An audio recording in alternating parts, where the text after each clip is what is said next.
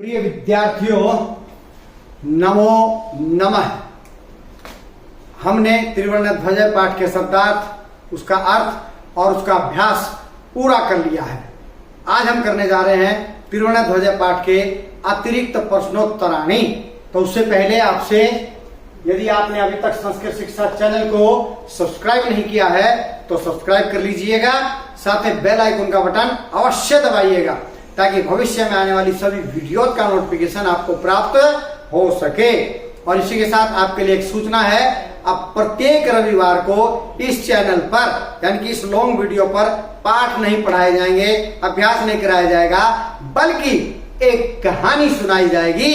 तो प्रत्येक रविवार को आप इसी चैनल पर देखेंगे, एक कहानी सुनेंगे, आप सुनाऊंगा मैं आपको। तो चलिए अब चलते हैं त्रिवर्ण ध्वज पाठ के अतिरिक्त प्रश्नोत्तराणी की ओर। त्रिवर्ण ध्वज है अतिरिक्त प्रश्नोत्तराणी। प्रश्न नंबर 1, अधोलिखितानां प्रश्नानां वैकल्पिक उत्तरेषु समुचितम उत्तरम दीयताम। नीचे लिखे गए प्रश्नों के वैकल्पिक उत्तरों में से उचित उत्तर दीजिए। तो प्रश्न नंबर 1, अशोक चक्रे कति हरा संति। अशोक चक्र में कितने तिल्लियां हैं? चतुर्विंशति, नवविंशति, त्रिंशत्, एकविंशति, चतुर्विंशति, 24 हैं। अस्माकं देशस्य कः त्रिवर्ण अस्ति। हमारे देश का क्या तिरंगा है? ध्वज है भाई, और क्या है? ध्वज है। त्रिवर्ण ध्वज है, त्रिवर्ण अस्ति। हमारे देश का क्या तिरंगा है? झंडा है, ध्वज है। ध्वजे केसर वर्ण है, कस्य सूचक अस्ति। झंडे में केसर वर्ण किस बात का सूचक है, किस बात को बताने वाला है? धर्मस्य, सत्यस्य, शौर्यस्य, शांते। शौर्यस्य, शूरवीरता का, वीरता का सूचक है। चलिए आगे बढ़ते हैं प्रश्न नंबर 4 की ओर। एनम ध्वजम आश्रित्य कस्य आंदोलनम अभवत्। इस झंडे को लेकर के किसका आंदोलन हुआ? किसका हुआ भाई? परतंत्रताया, स्वतंत्रताया, सभ्यताया, अहिंसाया। स्वतंत्रताया, आजादी का युद्ध हुआ, आंदोलन। त्रिवर्ण ध्वज अस्माकं कस्य प्रतीक अस्ति। तिरंगा झंडा हमारे किसका प्रतीक है? अहिंसाया, सत्यस्य, धर्मस्य, स्वाभिमानस्य। स्वाभिमानस्य, स्वाभिमान का। ठीक है जी। चलिए पढ़ते हैं प्रश्न नंबर 2। क्या है प्रश्न नंबर 2? देखिए, मंजूषात है, मंजूषा से समानार्थक, समान अर्थ वाले या समान जो अर्थ बताते हैं, जिसको हम क्या कहते हैं? पर्यायवाची शब्द भी कहते हैं। पदानी, पदों को चित्वा चुनकर लिखत लिखो। मंजूषा से समान अर्थ वाले पदों को चुनकर लिखो। यह है हमारी मंजूषा, यह है पद, इनके सामने चुन करके हमने लिखना है। नंबर 1, आरोहणम। आरोहणम के सामने क्या लिखेंगे? उत्तोलनम। तो डैश लगा के आरोहणम के सामने क्या? उत्तोलनम, फहराना। उसके बाद है शौर्यस्य, वीरता का, वीरतायः। तो शौर्यस्य के सामने क्या आ जाएगा? वीरतायः, वीरता का। द्योतक है, द्योतक होता है सूचक, बताने वाला, ये सूचक है। द्योतक है, सूचक है। उसके बाद ध्वजस्य है, ध्वज किसको कहेंगे? पताकायः, पताका, ध्वज, पताका, एक ही बात है। पताकायः। अब क्या बच गया? जो बच गया वो समृद्धि क्या आएगा? क्या बच गया? उन्नते, समृद्धि का, उन्नति का, उन्नते। आरोहणम, उत्तोलनम, शौर्यस्य, वीरतायः, द्योतकः, सूचकः, ध्वजस्य, पताकायः, और उसके बाद समृद्धि, उन्नते। चलिए आगे बढ़ते हैं प्रश्न नंबर 3 की ओर। क्या है भाई प्रश्न नंबर 3? जरा देख लेते हैं, पढ़ लेते हैं। प्रश्न नंबर 3 क्या है?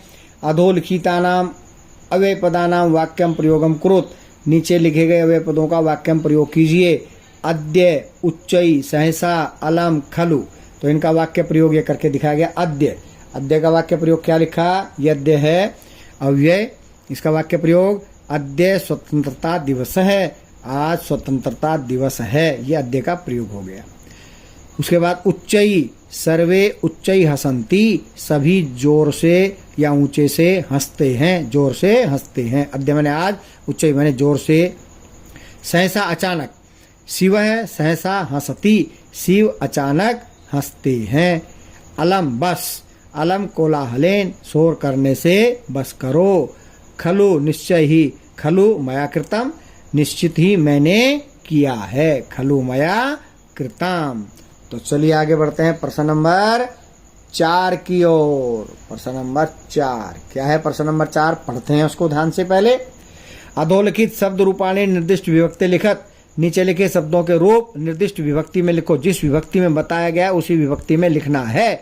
सभा शब्द से चतुर्थी विभक्ति हमारी ये उसमें भी आया था अभ्यास में। तो चतुर्थी विभक्ति में सभायई, सभाभ्याम, सभाभ्य। लता का बनाएंगे तो लतायई, लताभ्याम, लताभ्य।